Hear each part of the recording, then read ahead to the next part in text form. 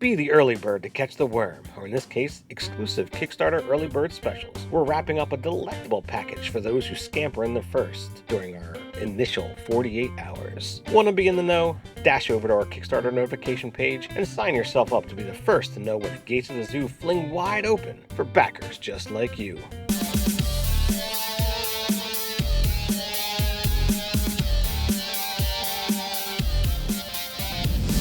I'm Nerdarchy Ted. And I'm Nerdarchy Dave. Welcome to Nerdarchy, for nerds, by nerds. We're going to look at the 5 best travel spells, but we're going to have a bit more conversation. All right, so when we're looking at this particular topic, travel spells, sometimes we're talking about movement, things that are going to allow us to travel further, faster, what have you. Other things are travel-related spells, things that are going to make a long travel easier on the party overall. So, it's a broad topic to look at, and there's a whole lot of spells that we feel fit this category, even though when you begin looking at them, they might not feel like they have anything to do with each other. Yeah, there is, spells that facilitate travel on the small scale, aka the battlefield, and the large scale, the largest scale, traveling between planes, right? And then everything in between. So there's a lot of impact and effects that travel magic can have on the game in, the exploration pillar and the combat pillar. Maybe not so much the social, but it might lead you to some social encounters. Absolutely. So Dave, what are some game-breaking travel spells that have nothing to do with movement? So there's a lot of elements to overland travel and travel in fantasy RPGs that generally they're part of the game, they're part of the genre, and they have been since Lord of the Rings and Tolkien, that can just be removed from the game even though you're still traveling. I'm not talking about teleport. I'm talking about things that just create a safe space that the players can put their characters in overnight. Boom, don't even have to keep a watch. There will be no random encounters at night. There are spells like Lehman's Tiny Hut and also the various mansion spells that are just going to be like, yeah, this part of the game is just removed. It's changed the game in a lot of ways since those spells have become regularly used, that it's like, all right, this makes things a little bit more streamlined of like, all right, it's a ritual spell, I'll cast this every night, when you get to that third level. And when you get to the higher level, it becomes like, oh, well, what does this experience wind up looking like? Because each unique caster that casts Magnificent Mansion winds up doing something to make it their own space. So, Ted, do you think powerful spells like Teleport, make D&D go faster? Spells like Teleport, they don't necessarily make the game go faster. They make the story potentially go faster, depending upon how the DM, interacts with those particular things. I know that we played a game a while back where you massively leveled up a low-level adventure, and we skipped half the story because it's like, oh, we need to get up there, teleport, and we just moved through the whole mountain range. And Dave's like, okay, he just threw pages to the side. But I don't feel like, if a DM is looking at that and aware that the players have access to such thing, there are ways that you can work that in or work in countermeasures towards that. It's like, okay, well, you bypass this thing here, but you've used that resource, and now you're not going to have that when you go into the next combat. And maybe you couldn't, really use that high-level spell slot to weaken an enemy or what have you. So, everything's a resource. I'm okay with it, even though, yeah, you can bypass a lot of stuff with it. Yeah, but that can be done for good or ill, right, in the game. So, for instance, like you said, in my game, it just,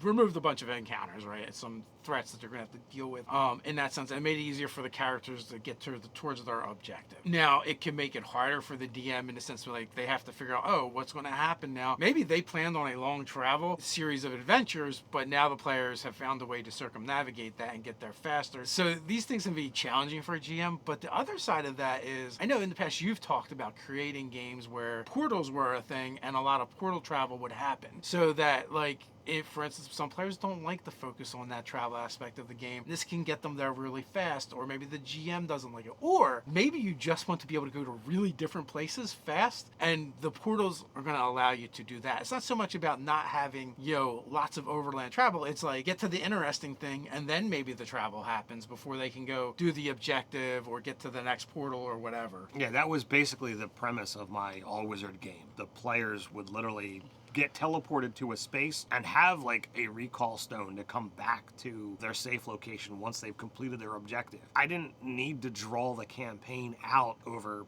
years with having them travel across, vast land masses to explore all these different things. I wanted to get to that chunk of the story. So since they were working with powerful wizards, it's like, here, off you go. As we mentioned before, there are travel spells, or spells that we're calling travel spells, that don't really have anything to do with actual movement. What do we mean by that? So the concept of these spells that wind up making travel less of a burden when you go out on a long journey in a vast world like D&D, there are going to be monsters, there are going to be threats out there. So things that make it safer for you, Pass Without a Trace, Liam's Tiny Hut, Magnificent Mansion, these are things that get you away from danger and allow you to kind of keep traveling to a certain degree. Or what about things that also remove some obstacles, right? There's spells like Create Food and Water, Goodberry, that like, oh, we don't have to worry about, supplies and food and stuff like that because the mage or the druid can just make it happen. What if you're traveling over a desert? And really the best time to travel is at night because, you don't have the blazing sun. You have to deal with the cold of the desert night, but that might be easier to deal with than the heat. So maybe like a spell like Dark Vision would be useful for the players that don't have access to it, so everyone can keep moving and not be hindered by not having a light source, and also not making yourself a beacon in the desert. Or if you're traveling across the desert, creating water magically so you're not having to carry it is a massive deal, because like, all right, if you're going to travel for weeks across a desert, that's a scenario where like that amount of water is just utterly ridiculous to have. But if you just be like, yeah, I wave my hand and make it happen, it's like, I just carry an empty jug and voila, I've cast it, and now problem solved. Or even things like if you have like an airship campaign going on, having access to an item or the spell Featherfall that allow, like if you go overboard, it activates before you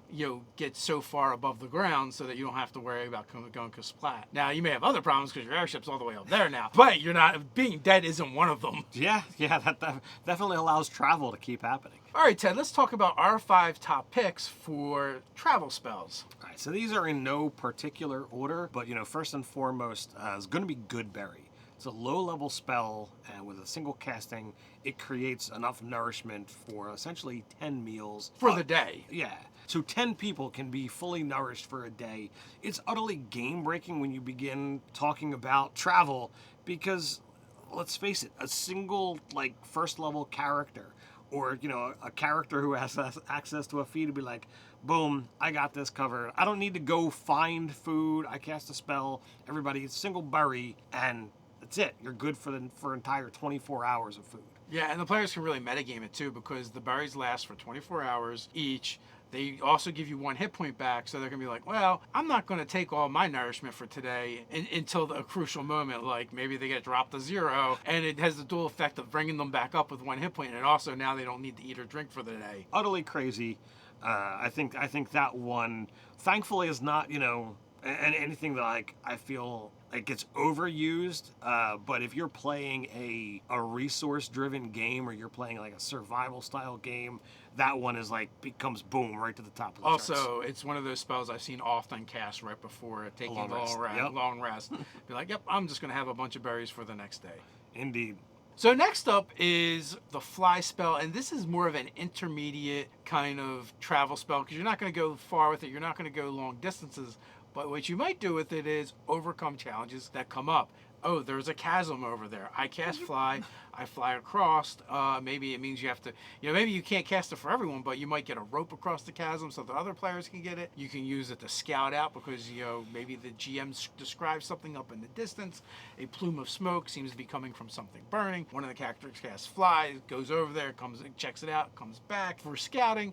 So it can be really crucial, and then it's also, tactically, it's a great spell if you're in combat. Fly has got lots of different uses. I've seen some, races that get a fly speed, and the vast amount of DM frustrations at that, to me, is like, all right, it's just a thing that's out there. But flight absolutely can be used to accomplish so much that, you know, it creates this debate. So that's why it's a 3rd level spell and, you know, comes high on this list.